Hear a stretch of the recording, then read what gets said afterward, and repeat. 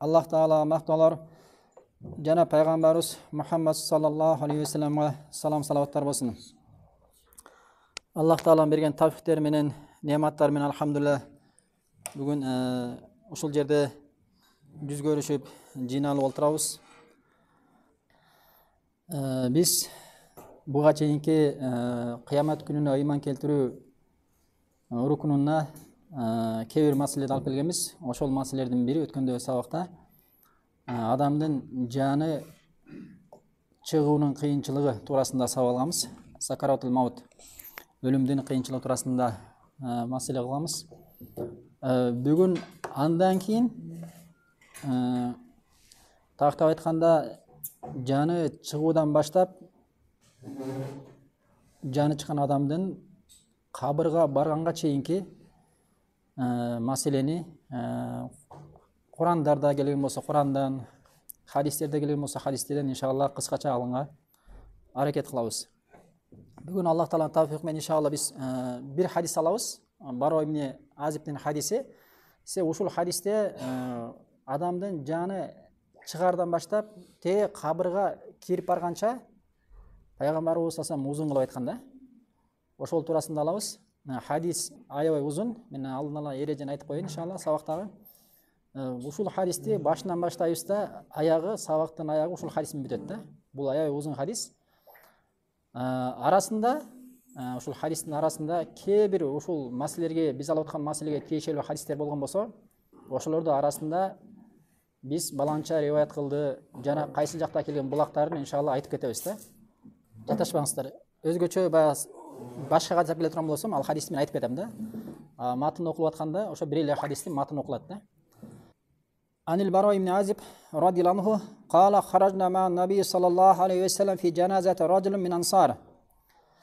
Bara ibn Azib radiyallahu anh hadiste Peygamberimiz sallallahu aleyhi ve sellem menен bir ansari, тактап айтканда Мадина жеринде жашаган бир адамдын каза болгондо, ошонун жаназасын коюу үчүн кабырга барып дейт да. Фантахайна илал кабри ва ламма юлхат. Биз кабырга барсак, кабыр али толук казылып бүтө эле экен дейт да. فجلس رسول الله صلى الله عليه وسلم وجلسنا حوله. Кабыр казыла элек болгондон кийин пайгамбарыбыз саллаллаху алейхи вассалам кабырдын жанына олтурду дейт. Биз дагы анын жанына олтурдук дейт. Канна ала русина тайра. Биз пайгамбарыбыз саллаллаху алейхи вассаламдын жанында ушундай олтурабыз. Туура үстү-үстү куш конуп турганда отурабыз дейт да. Пайгамбарыбыз саллаллаху алейхи жанында отурабыз, кандай абалда отурабыз? Тымтынч отурабыз дейт да. Туура үстү-үстү куш конуп тургандай дейт да. Сахабалар пайгамбарыбыз саллаллаху алейхи вассаламды урматтагандан, сыйлагандан, пайгамбарыбыз саллаллаху алейхи вассаламды эмнени айтат, эмне кылат деп күтүп турганда, биринчиден ал орун кабыр, экинчиден ар дайым ал кабырда болобу, башка орунда болобу, сахабалар пайгамбарыбыз саллаллаху алейхи вассалам жанында болгон кезде сахабалардын пайгамбарыбыз саллаллаху алейхи вассаламга урматтоосу, сыйлоосу менен пайгамбарыбыздын оозун карап турганда, эмне сүйлөйт жана эмне кылат депчи. Ушул жерден алымдар бир маселени айтат. Мына карагыла дейт. Ушул кабырдын өзүндө сахабалар дейт, пайгамбарыбыз саллаллаху алейхи вассаламды карап унчукпай отурат дейт. Кыймылдабай сүйлөй отурат дейт да. Бул дейт сахабалардын пайгамбарыбыз саллаллаху алейхи вассаламга урматтоосу дейт. Эми илим ээлери дагы сүйлөп атканда, өзгөчө илим ээлери Курандан айтып атканда, жана пайгамбарыбыз саллаллаху алейхи вассаламдын хадистерин айтып атканда, ошол илим талап кылып аткан адам дагы Куранга болгон урматтоосу, жана пайгамбарыбыз саллаллаху алейхи вассалам хадисине болгон урматтоосунан ошол унчукпай тымтыч отуруш керек дейт да. Себеби бул жерде бирөөнүн жазган китеби окулуп аткан жок. Же болбосо бирөөнүн бир өмүр баяны же башка бир дүйнө маселесинде бирдеке айтып аткан жок дейт да. Ал жерде айтылып аткан нерсе илим мажилисинде Куран менен хадис айтылып атабы? Сен ошол нерсени Аллах Тааланын сөзү окулуп атканда, пайгамбарыбыз саллаллаху алейхи вассаламдын хадиси окулуп атканда унчукпай отурушуң керек. Бул ислам адептеринен дейт. Өзгөчө илим талап кылган адам унчукпай кыймылдап отуруш керек дейт. Мына ушул нерсени ахли сүннат алымдары эскертип айтышкан да. Хадистин уландысында Wa fi yadihi udun yankutу fil ardı. Hadisinin ulandısında Пайғамбарыбыз саллаллаху алейхи вассалам қолында ушундай таяғы бар дейді. Учу менен жерди уруп турду дейді. Андан кейін пайғамбарыбыз саллаллаху алейхи вассалам башын асманға көтеріп, пайғамбарыбыз башын көтеріп, фақала истаизу билла мин азабил қабр марратайна ва саласан. Пайғамбарыбыз саллаллаху алейхи вассалам башын көтеріп, Аллах Тағаладан қабір азабынан сақтаусын сұрағыла, дуа қыла деп 2 жолы 3 жолы айтты дейді. Барыңар білесіңдер ғой, намаздың артында Аллахумма инна аузу бика мин азабил қабр ва азаби джаханнам ва мин фитнатил махия вал мамат ва мин фитнатил масид даджал. Ушул жерде эмне дуа бар? Қабірдің азабынан сақтау дуасы бар. Ушул дуаны дайыма намаздың артында айтыш керек. Ең негізі пайғамбарыбыз саллаллаху алейхи вассалам ушул жерден Аллах Тағаладан қабірдің азабынан сақтаусын сұрап дуа қыла деп 2 же 3 жолы айтты дейді. Хадистің бағындысында сумма қала иннал абдал муъмина иза кана фи инқитаа мин ад-дуnya ва иқбал мин ал-ахира назала илайхи малаикату мин ас-самаи бийдул уджух канна уджухахум аш-шамсу дейді. Пайғамбарыбыз саллаллаху алейхи вассалам хадистің бағындысында егер момын адам дейді бұл дүние менен қоштасып, бұл дүниеден үзіліп, ақиретті көзде бет ала тұрған болмаса, аға асмандан періште өтті дейді. Анын жүзі жарқырап, аппақ дейді, тура күндің жарығындай нұрлы аппақ дейді. Махум кафанун мин акфанил жанна. Ошол асмандан келген періштенің өзі менен жаннаттан болған кепини бар дейді. Жаннаттан болған кепини бар дейді. Эмне үчүн? Жанагы өлө турган адамды, жаны чыга турган адамды кепиндеш үчүн. Ва ханут мин ханутил жанна. Жана ошондой эле жаннаттан аябай атыр жыттуу баягы. Атыр миске бар дейт да.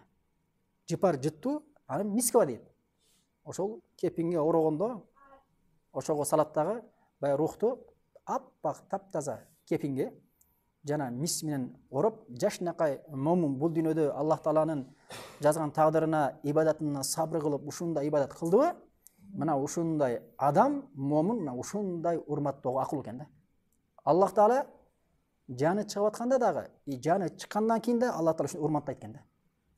Себеби ал бул дүйнөдө Аллах Тааланын буйруган нерсесин аткарган, кайтарган нерсесин кайткан, адамдардын арасынан болгон шайтандардан, жиндердин арасынан болгон шайтандардан канча деген арам нерселерге, ширк нерселерге, жана башка нерселерге чакырганда мойсунбай Аллах Тааланын дини менен жүргөндүгү үчүн мына дүйнөдөн өтүп атканда жаннаттан болгон кепин жана жаннаттан болгон мис алып келип, аны периштелер алыс жерде күтүп турат экен да. Хатта яжлису минхум маддал басар. Ошол периштелер алыс көз жетелик жерде, алыс жерде күтүп турат дейт. Сумма яжу малакул мауту алейхиссалам хатта яжлиса инда расихи дейт да. Андан кийин өлүм периштеси келет дейт. Келип жаны чыга турган адам, тактап айтканда бул дүйнө менен коштошуп аткан адамдын баш жагына турат экен. Бут жагына да эмес, оң жагына да эмес, сол жагына да эмес, башына турат экен. Ошон үчүн барыңар билесиңер, адам жан тапшыргандан кийин карасаңар, көзү жогору жакта карап калат да. Себеби кээ бир алдымдар айтат, өлүм периштеси келгенче өлүм периштеси жалгыз эмес дейт да. Өлүм периштеси менен кошо дагы башка периштелер бар дейт да. Алар өлүм периштеси келгенге чейин баягы рухун даярдап, бут жагынан алып келип, могул тамакка чейин алып коет экен да, рухунчу. Өлүм периштеси жалгыз эмес экен да. Анын жардамчылары бар экен, жардам бере турганчы. Өлүм периштеси келгенче рухту алып келип, тартып алып келип, могул тамакка, ушул тушка алып келип дайындап коет экен да. Анан кийин өлүм периштеси келет дагы дайын. Анан ал айта турган сөзүн иншалла келечекте айтабыз. Андан кийин өлүм периштеси эмне дейт? Фаякулу аятун нафсу ат-тайyiba дейт. Аятун нафсу ат-tayyiba. Ой, ушундай таза нафс дейт да. Таза жакшы нафс дейт.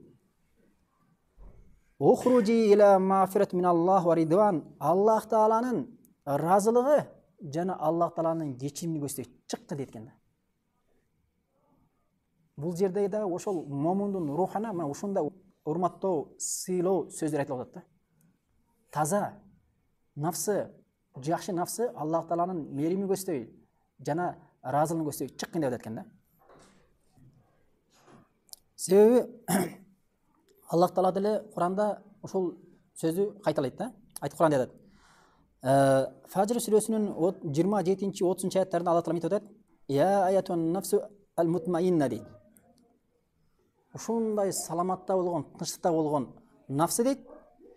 "Ирджи иля роббика радиятан мардия". Сен Раббыңдан разы болгон абалда, жана Раббың сенден разы болгон абалда Раббыңа кайткан деп айткан.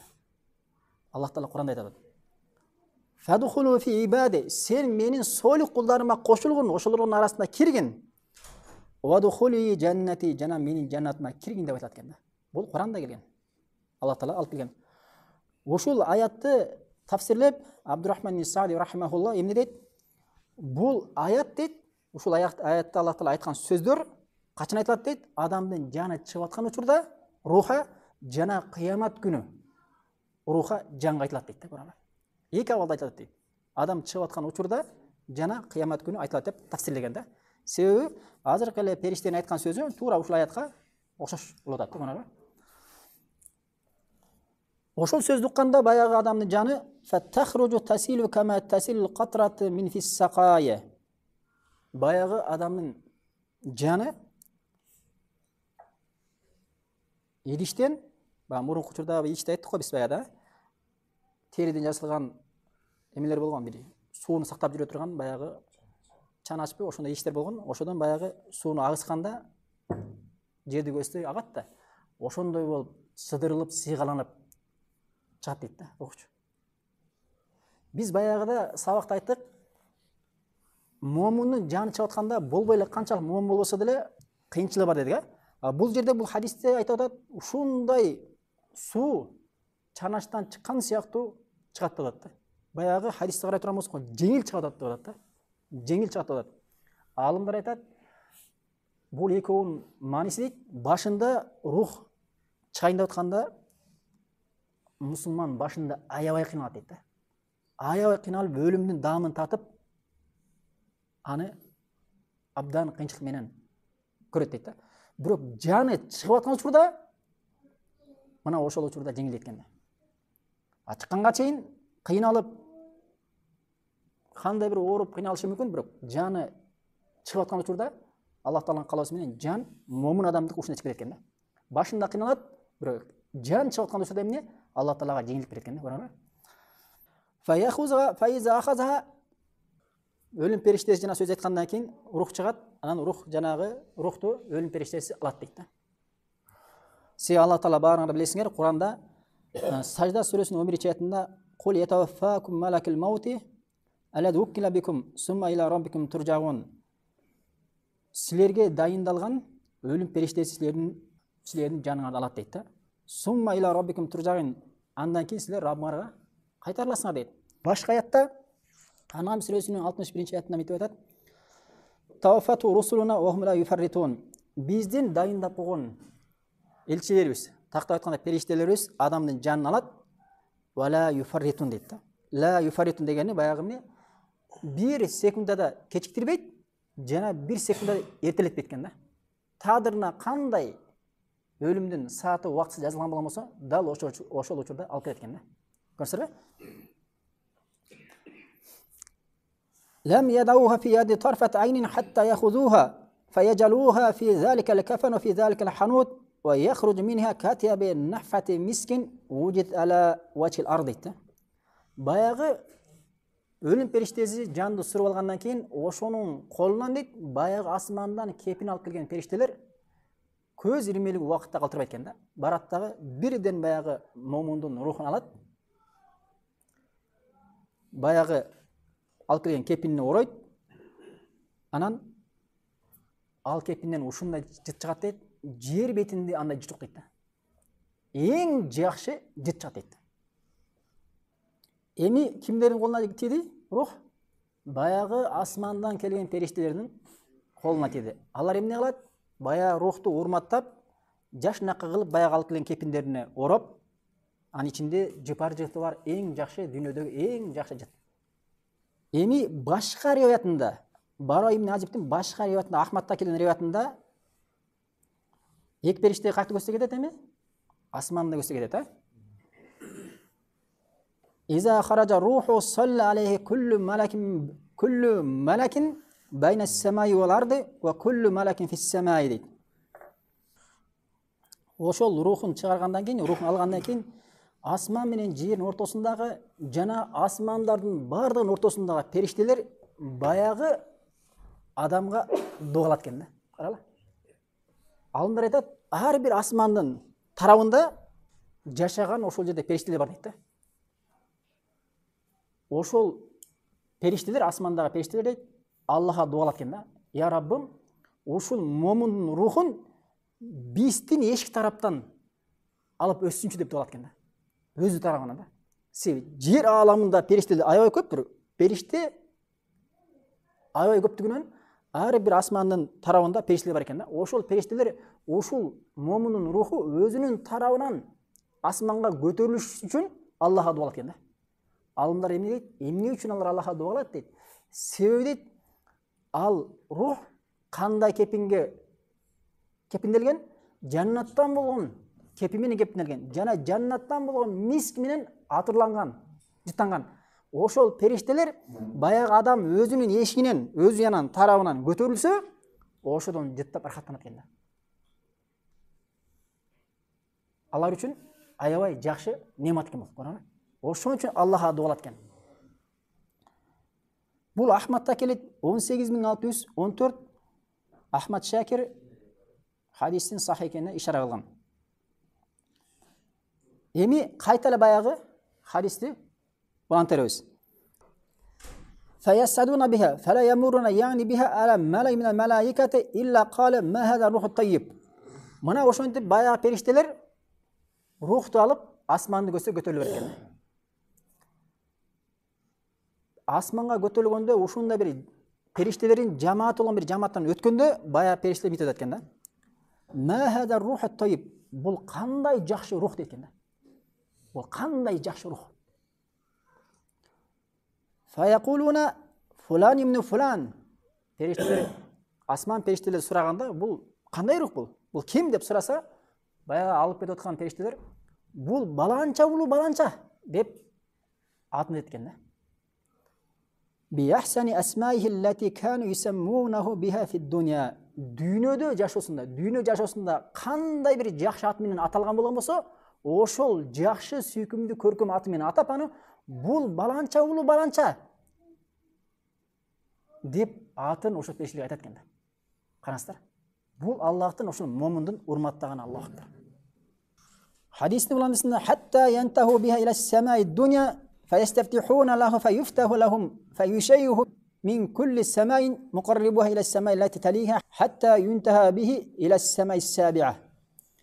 Мына ошентип баягы периштелер көтөрүп барып кайсыл асманга жетет? Дүйнө асманына.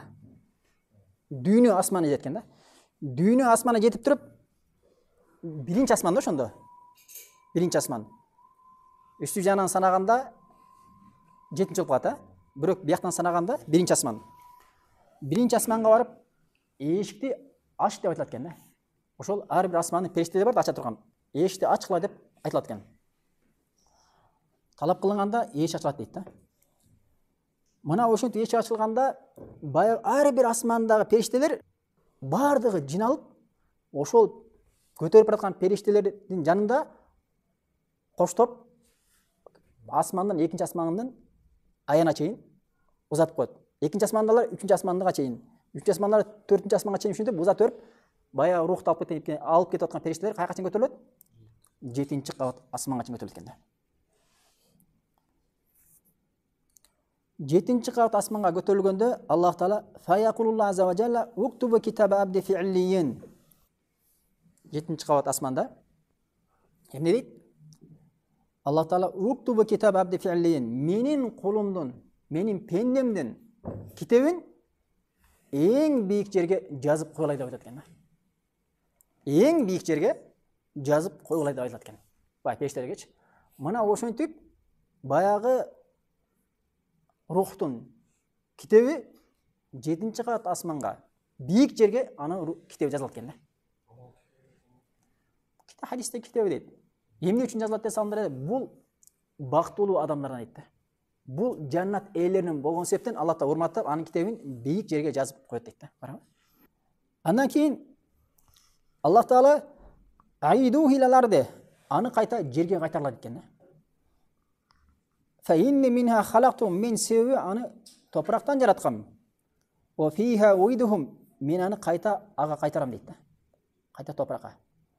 Ва минха ухриджум таратан ухра, мен аны қайта аны топырақтан тірілтем дейді. Қаралы. Фатуаду руху фи жасадиге. Мына ошентип баяғы адамның рухы 7-ші қабат асмандан қайта жашнақай өзінің денесіне қайтарылады екен. Урматтап Алла Тааланың қалауысымен қайта асмандағы рухы жерге өзінің денесіне қайтарылады екен. Ушул жерден башқа хадис алабыз. Анаби Саид Худри радиаллаху анху қала Расулуллах саллаллаху алейхи ва саллям иза удиятил жаназату фахтамалха риджалу ала агнақихим. Егер бір адам өлсе, анын жаназасын, денесін адамдар өздерінің иіндеріне алышат дейді. Фаин кана салихатан қалат қаддумуни қаддумуни. Егер ошол өлген адам солих, момын адамдардан боло турган болгон болсо, ал эмне? Мени тездеткиле деп айтат экен. Ваин канат гайра салихатан қалат я вайлаха айна язабуна биха. Егер солих эмес, 200 мунафик жыл болсо, ыймансыз кафир адам боло турган болгон болсо, вайлаха курусун, мени тактап айтканда денемди каяка алып барат булай деп айтат экен. Каяка алып барат дейт экен. Ясмау саутага куллу шан ила инсана валау самиаха ал инсану ла сайqa. Ошентип кыйкырганын бардык макулугат бир гана адам менен жин укпайт. Эгер жиндер менен адамдар уатыран болгон болсо, алар эсин жоготмок дейт да. Себеби адам баласы жөндөн жөн эсин жоготурбайт да. Өтө коркунучтуу нерсе болгондон жогот экен да. Hadis Buxariyda keladi 1380 номерде. Başqa Anas ibn Malik radhiyallahu anhu rivoyat hadisda Payg'ambarimiz sallallohu alayhi vasallam aytadi: "Al-abdu iza wudi'a fi qabrihi wa tuliya wa dhahaba ashabuhu hatta inna wa la yasma qarqa ni'alihim" deydi. Payg'ambarimiz sallallohu alayhi vasallam bu hadisda aytadi: "Егер bir adam qazo bo'lib, al qabrına qo'yilib, adamlar көміп, бет алып үйің өсте кеткенде дейді, жөнөгөндө. Ал ошол кетип аткандагы бут кийимдерин дыбыштарын угат экен да. Өлүк биздин кабырга бир өлүктү коюп, бүтүп кетип аткандагы биздин буттарыбыздан дөпүрөгөндөрдүн үндөрүн алар угат экен да. Хадис Бухарийде келет 1838 номерде. Эми рух асмандан түштү, денесине кайтарылат. Денесине кайтарылганда аны жердеги өзүнүн туугандары жуундуруп, кепиндеп, жаназа намазын окуп туруп, каякты көстөп бет алат, кабырды көстөйт. Хадисте келгендей. Ошол жерден алымдар айтат, Шейх Усеймин рахмахулла айтат, эң негизгиси адам өлгөндөн кийин аны тездетиш керек дейт да. Жуундурууну, кепиндешти, жаназа намазын бүттүгүн тездетип, аны эмне акыркы сапарга тезирээк алып баш керек дейт да. Себеби сен эгер жакшы солих момун адам болгон болсо, аны бир жакшылыктан тоспогон дейт да. Ал эртерээк барып ошо рахатын көрсүн. Аллах Таала дайындап койгон рахатын алсын дейт да. Ал эми жаман адам болгон болсо, хадисте келгендей, андан эртерээк кутуласыңар дейт да. Карагыла. Жаман адам болгон болсо, эртерээк кутуласыңар, азабын каяктан көрөт, ошол жактан көрөт да. Ошон үчүн адам мусулман каза болгондон кийин аны күтпөш керек. Бизде бар го баягы 3 күн дейт, баланча кудасы келсин, баласы Россияда жүрөт эле, баланча баласы Америкада эле самолет менен келип калыптыр. Азыр мынакей Бишкектен отурат таксиге 8 саатта 10 саатта келейин деп атат. Жок, андай жок да. Биз зыян берип атабыз баягы мусулманга. Зыян берип атабыз. Ошондуктан тезирээк жуундуруп, ал келгенде ал тирилип өрбөйт. Келет дагы баягы эле өзүңөргө окшоп ыйлап эле жада калса, ошол өлүктү деп көргөнгө аны эмне? Кээ бир адамдардын немеси жетпейт, баягы. Коркот да. Көрбөй эле коюн, дагы коркуп жумушум кыла албай кыйналып жүрбөйм деп айтат да. Көрөбү? Эң негизгиси өлгөндөн кийин тезирээк алып барып көмүш керек. Ал тиякта атасы келип атабы же баласы келип атабы, апасы келип атабы айырмасы жок. Андан кийин кабырга келип эмне? Коюлду рух. Жан денеси менен. Başı hadiste an Abi Hurayra radhiyallahu anna Rasulullah sallallahu aleyhi ve sellem qala iza qubiral mayyitu atahu malakani aswadani azraqani yuqalu li ahadima munkar wal akhar an-nakir deydi. Abu Hurayra hadiste Peygamberimiz sallallahu aleyhi ve sellem aytadi, eğer adam deydi kabırga koyula turgan bolgon bolsa, aga эки периште келет дейт да. Бирөөнүн аты Munkar, экинчисинин аты Nakir deydi. Ал deydi жүзү капкара deydi. Жана көздөрү көкмөк дейт да. Өзү кабыр караңгы. Кабыр караңгы. Бирок ошол караңгыда дагы капкара жүзү кара периште келет экен да. Жана көздөрү көкмөк. Эми элестетиш мүмкүн эмес чындыгындачы. Бул хадис Тирмизиде келет 1071 номерде, Базарда 8462 номерде, Ибн Хиббанда 3117 номерде, хадис Ибн Хиббан, Албани, Шуайб Арнауи жана башка имамдар хадис сах деген. Ушул хадис. Бая хадисти улантып беребиз. Фаятихи малакана фаюдлисанихи фаякулани лаху. Баягы эки периште келет дагы Мункар менен Накир. Баягын отургузат экен да. Отургузат экен. Ошол жерден түшүнүп калбаңыздар, отургузат экен десе бизде баягы кабырга отурат экен ал, ошон үчүн кабырды мындай отура турган кылып, удобный кылып мындай бир чоңойтуп коюш керек, андай керек жок. Себеби ал башка алам да. Биз бул аламда жашап атабыз, биз бул аламдын көз карашы менен караш керек да, көрөбү? Ал башка алам. Аллах Таала кааласа келечекте айтабыз, кабырын аябай кеңейте берет. Аллах Таала кааласа кабырын өтө тар кылып коет да. Сен 1 гектар жерге көмсөң дагы 1 гектар болгон жерди казып көмсөң да кабырын, эми биягы 1000 метр, бия 1000 метр, үстү дагы 1000 метр, эми канча көп болуп кетет? Аллах алам, туурабы? Ошондой жерди эвро кылып туруп көмсөң дагы Аллах Таала ошол жерди эгер момун болбосо, мунафик болгон болсо, азап кылып коет экен. Өтө тар кылып коет экен, көрдүңөрбү? Ошон үчүн алдан ойлонбош керек. Сүннөттө кандай келген болсо, ошондой болуш керек. Пайгамбарыбыз саллаллаху алейхи вассалам эң жакшы инсан ошондой эле лах деп коет. Баягы жерди казат дагы кыбла тарабын алып коет да. А бизде элибизде башкача казат бизде. Бизде 3 метрде кирет. Аны эң астынан кыбла тарабына кирет. Аны аяктан дагы өзүнүн өлүп жата турган жери, ана биякта отура турган жери, кыскасы ар жерде ар кандай кыла берет да. Экөө тең болот негизи, бирок эмне жакшы? Лах жакшы. Албетте сүннөткө туура келгени, сүннөт менен адам жашаганы буга эч кандай жете турган нерсе жок да. Аллахтан рахматы бар да. Ошондон адам сүннөттү көздөй бет ала бериш керек да. Мына ошол эки периште келет дагы фаякулани лаху. Эмне деп айтат дейт? Ман роббука, мынакей, карагыла. Бул эң мындай адам баласынын бул дүйнө менен кошушкондогу эң коркунучтуу сааты да. Аллах Таала ушул саатта бардыгыбызды иншалла бекемдеген болмосун. Бая эки периште келет дагы ман роббука, сенин Раббың ким деп айтат экен. Ким деп айтат экен? Фаякулу робби Аллаху, менин Раббым момун болмосо, менин Раббым Аллах деп айтат экен. Аллах акбар.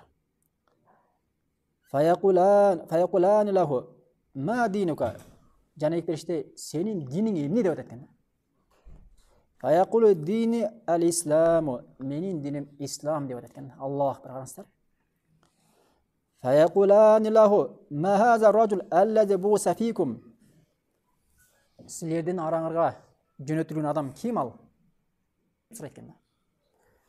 Десе фаякулха хуа Расулуллах саллаллаху алейхи ва саллям, ал пайгамбарыбыз Мухаммад саллаллаху алейхи ва саллям деп жооп берет экен.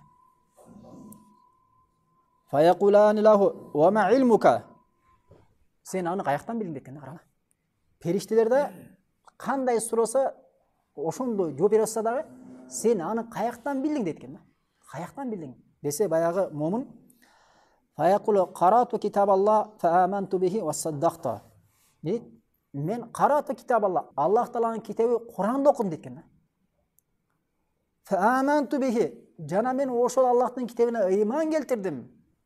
Ва саддакту, жана Аллах Таала Куранда эмнеден кабар берген болгон болсо, жана эмнени буйруп эмнеден кайтарган болгон болсо, мен ошол нерсени тастыктадым, ошо амал кылым дейт да, карагыла.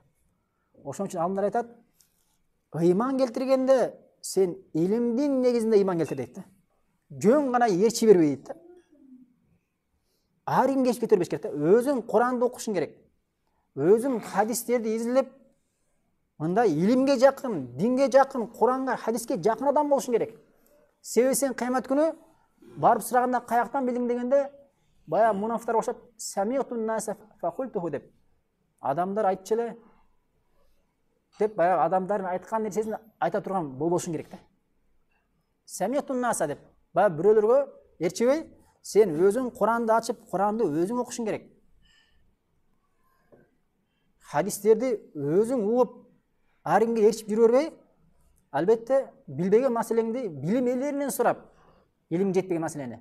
Мына ошентип адам илимге умтулуш керек экен да. Илим ээлеринен болуш бул жакшы экен да. Каяктан билдиң дейт. Мен окудум дейт Аллахтын китебин, карагыла. Аллах Таала мына ушундай момун кулдарын кабырда бекемдеп коет экен да. Бул дүйнөдө Аллах Тааланын буйруганын аткарып, кайтарган нерсесин кайтып Аллахка моюнсунуп жүргөн болмосо, Аллах Тааланын динин сактаган болмосо, илим ээлери айткандай, Аллах Тааланы бул дүйнөдө жана кабырда сактап коет экен да. Аллах Таала Куранда айтат: "Юсаббитуллаху аллазина аману билкаули сабити фил хаят дуnya ва фил ахира" дейт да. Аллах Тааланын өзүнө ыйман келтирген момундарды дейт, Аллах Тааланы дүйнөдө жана ахиретте таухид келмесинен бекемдеп коет дейт да. Таухид келмеси менен. Ал кандай келме? Ла илаха иллаллах. Бул дүйнө десе, бул дүйнөдө өткөндө айттык го, бул дүйнөдө ыймандын үстүндө шубахаттан, шахваттан сени сактап, акырат үстүндө бекемдеп коет. Ал эми ахиретте дегени кандай? Ахиретте деген эмне? Кабырда суроо берип аткан учурда Аллах Таала сени бекемдеп коет да. Айшеңиз айтат го, Аллахтын элчиси, ошол периштелер келгенде, мункар менен накир келгенде биз айта албай калбайбыз дейт да. Дегенде жок дейт. Аллах Таала бекемдеп жеңил кылып коет дейт. Эгер чыныгы момун болгонбосо, чыныгы момун болгонбосо, Аллах Таала ошол сөздү ошондой периштелердин астында айтырып коет экен да. Бул аят Ибрахимде келет, 27-номерде. Ва юдиллуллаху залимина ва яфалуллаху ма яша дейт. Аяттын уландысында Аллах Таала залымдарды адаштырып коет. Аллах Таала өзү каалаган кылат дейт. Эгер мунафик болгон болсо, эки жүздүү болгон болсо, бул дүйнөнүн өзүндө Аллах Тааланы жакшы билиши мүмкүн. Пайгамбарыбыз саллаллаху алейхи вассаламды жакшы билиши мүмкүн. Жана ислам динин билиши мүмкүн. Абдан жакшы билет. Бирок ошол нерсени, Аллах Таала буйруган нерсени кайтарган нерсени кайтпай жүргөндүгү үчүн кабырда барганда бая билген нерсеси эсине келбей калат да. Айта албагат да. Аллах Таала кадыр зат, барабы? Бул дүйнөнүн өзүндө эле кээде анык билген нерсени айта албай каласыз го. Тилим учунда турат, башын айтып койсоң айта берейин деп турат да. Бирок башында айта албайт да. Хадистин уландысы. Мына ошентип айткандан кийин фа юнади мунадин фис самаи ан садака абди. Асмандан ушундай үн чыгат экен, менин кулум чындыкты айтты экен да. Себеби бул дүйнөдө Аллах Тааланын чыныгы ыйман келтирген кулдарынан болгон, Аллах Таала көрүп турат, билип турат, айткан нерсеси акыйкат билип турат. Асмандан менин кулум чындыкты айтты экен да. Фа афришуху минал жанна. Ага жаннаттан болгон ушундай эмне? Төшөнүч, төшөгүлө. Ва албисуху минал жанна. Жаннаттан болгон кийимди ага кийгизгиле экен да. Вафтаху лаху бабан илал жанна. Жана ошонун кабырынан каякты көздөй, жаннатты көздөй эшик ачкан экен да. Кабырынан жаннатты көздөй эшик ачкан экен да. Фаятихи мин раухиха ва тайибиха. Мына ошондон кийин баягы кабырынан баштап жаннатты көздөй эшик ачылганда өзүнүн бара турган жаннатына. Башка бирөөнүк эмес, өзүнүн жаннатына эшик ачылат да.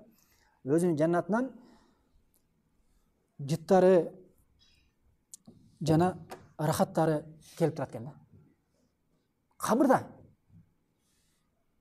өзүнүн жаннатын көрүп, өзүнүн жаннатынан рахаттары жана жыттары келип турат экен да. Хадистин уланысында юфсаху лаху фи кабриhi madda basarihi. Андан кийин баягы момунун кабыры ушундай Аллах Таала кенетип коет дейт. Көзү жете тургандай алыстыкта кенетет дейт. Аллах алем. Азыр бир тегиз жерге чыгып туруп карай турган болсоңор, теп-тез жерге чыгып, сенин көзүң карга чейин барышы мүмкүн да. 100 километрге барабы, же андан азбы, ар кимдин көзү ар кандай деңгээлде, бирок эң негизгиси көзүн жете турган чеги аябай алыс да. Ошол көз жетерлик жерге чейин баягы момунун кабыры кенетет экен. Башка хадистерде Аби Хурайра радhiyallahu anh qala Rasulullah sallallahu aleyhi ve sellem summa yufsahu lahu fi qabri 70 ziragan fi 70. Башка Абу Хурайра риwayat хадисте пайгамбар айтат, баягы адамдын кабыры кенетилет дейт. Биягы 70 чыканак, биягы 70 чыканак дейт. Алымдар айтат, тиги хадисте көз жетелик десе бул жерде эмне? 70 чыканак, 70 чыканак дейт да. Кейбир алымдар айтат, жанагы көз жетерлик кенейгени Аллаху алам ал абдан ба таква жорку даражадага ээ болгон момундун кабыры дейт да. Кабыры болушу мүмкүн дейт да. Ал эми бул 70те 70 өзүнүн даражасына жараша кабыры кенетилиши мүмкүн дейт да. Сумма юнавару лаху фихи, андан кийин ал эмне? Анын кабыры нурланат дейт. Кенетилет жана нурланат дейт. Караңыз. Жап-жарык болуп нур кылып турат экен да. Бул хадис Тирмизиде келген 1071 номерде, Базарда 8462 номерде, Ибн Хиббанда 3117 номерде. Хадисте Ибн Хиббан, Шуайб Арнаут жана башка алымдар сахиhlешкен. Бая хадисти улантабыз. Кала ва ятихи ражулун хасанул вачхи. Андан кийин бая адамдын кабыры кенетилгенден кийин өзүнүн жаннатта орду көздөй эмне ачылды? Эшик ачылды. Ошонткенден кийин ага ушундай бир адам келет экен да. Бир адам келген. Ражулун хасан вачхи, жүзү аябай келбет жакшы адам келет экен да. Хасану сияб, кийими да абдан көркөм. Ва тайбир рих, жана жыпар жуттуу. Ушундай бир. Кандай 3 сыфаты бар экен, а? Биринчиси кандай? Жүзү аябай сулуу, жана эмне кийими абдан келбеттүү, ал эми үчүнчүсү жыпар жытка ээ болгон ушундай бир адам келет экен. Фаякулу абшир биллади ясуррука хада яумука аллади кунта туада. Сени баягы вада кылынган күн ушул болчу. Кубанган сүйүнгүн дейт да. Сага вадаланган, дүйнөдө айтабыз го, рахаттар депчи. Ошону эске салып, мына Аллах Тааланын вадаланган күндө, вадаланган рахаты мына ушул кубанган сүйүнгүн деп айткан да. Фаякулу лаху ман анта, бая кабырда жаткан адам айтат экен, сен кимсиң дейт экен да. Бая жүзүң жакшы экен, эми жакшы кабарды алып келгендей болуп мага көрүнүп атасың деп айткан да. Фаякулу ана амалука салих. Ошон эмне дейт экен баягы адам, мен сенин бул дүйнөдө кылган амалыңды деп айткан да. Караңыз. Мен сенин теги дүйнөдө кылган салих амалыңды деп айткан да. Адам баласынын бул дүйнөдө кылган салих амалы эртең кыямат күнү кабырда бир адамдын келбетинде, сулуу адамдын көркөм кийимге болгон, ушундай жыпар жытка менен жытталган ушундай адамдын келбетинде кабырында келет экен да. Башка риwayatта, жана Барони Азимис, башка риwayatта фаякул ана амалка салих, мен сенин салих амалыңмын. Фа валлахи ма алимтука илля кунта сариган фи таатилла. Валлахи Аллах Тааланын аты менен касам ичемин. Мен сени ушундай тапчым эле дейт, кандай гана жакшылык болбосун, ошол жакшылыкта сен умтулган, ошакты сүйгөн бир, ошакты көздөй умтулган адам элең деп айткан да. Кандай гана жакшылык болбосун, сен ошактын биринчилерден болуп, алдыңкылардан болуп, жакшылыкты сүйгөн умтулган адам элең деп айткан да. Батиян фи масатиллахи жазакала хайран. Алла жана ошондой эле сен ушундай адам элең жакшылыкта алдыңкылардан болуп, жана жамандыктардан бет бурган, алыс болгон адам элең деп айткан да. Жазакалла хайран, Аллах Тааласы жакшы жазаңды берсин деп айткан. сүйүнчүлөт экен, өзүнүн амалы келип сүйүнчүлөт экен да. Караңыз, өзүнүн солих амалы келип. Мына ошонтон урматтуу туугандар, бул дүйнөдө баягы неме болуш керек да. Артта жүргөн же болбосо неме деп коет го, баягы кыргызда кайдыгер бирөөлөргө жакшылык айтсаң эле, о, иншалла, иншалла деп ниети бар да, жакшы, бирок кылат, кеч кылат да. Же болбосо кылбайт да.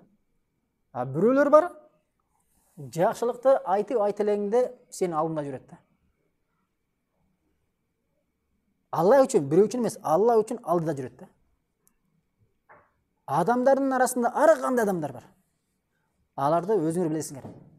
Бирок Алла үчүн жакшылыкты алдыңкы адам болуш керек да.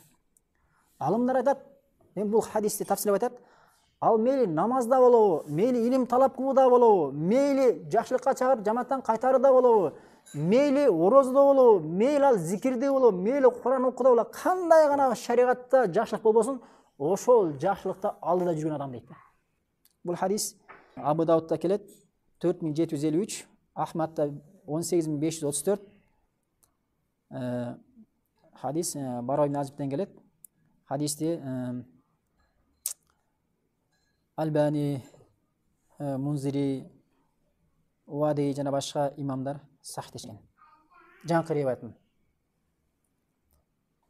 Башка Анас ибн Малик риwayат кылган хадисте пайгамбарыбыз саллаллаху алейхи ва саллям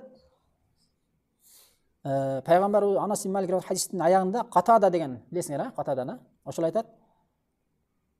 Зукиру лана анна юфсаху ла фи қабри сабина зирам. Бизге ушундай нерсе жетти дейт кабар. Муслимде келет. Катада айтат, рахимахулла. Бизге ушундай кабар жетти, адам кабырына коюлганда ал 70 гана кабыры кеңейтилет. Жана ошо юмлау алейхи хайдран ила яму юбасун.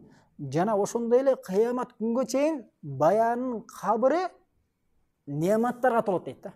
Аллах тааланын нематтарына, рахатына толот дейт. Кээ бир алымдар айтат, Хадиран дегенде баягы жашылданып турат дейт да. Кабыры нурланып, жашылданып турат дейт да. Көрдүңөрбү? Мына бул хадис Муслимде келет 2875 номерде. Бирок бул жерде ошол Хадиран дегени бир топ алымдар эмне деп айтат? Аны эмне бир Аллах тааланын нематы дейт да. Немат көп, ошондой немат менен толтурулат дейт да.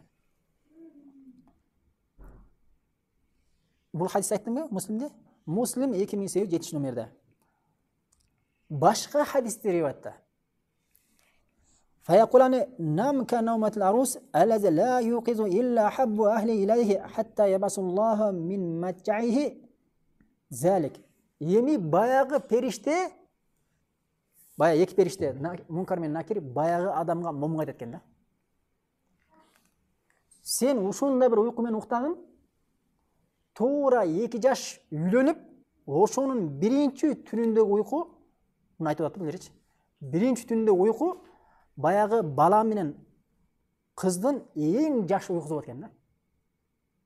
Ошол уйкуну менен уктаган, ошол уйкуда сени өзүңө эң жакын адам, тактап айтканда апаң же атаң ойготкондой, ошондой бир уйку менен уктаган качанга чейин дейт?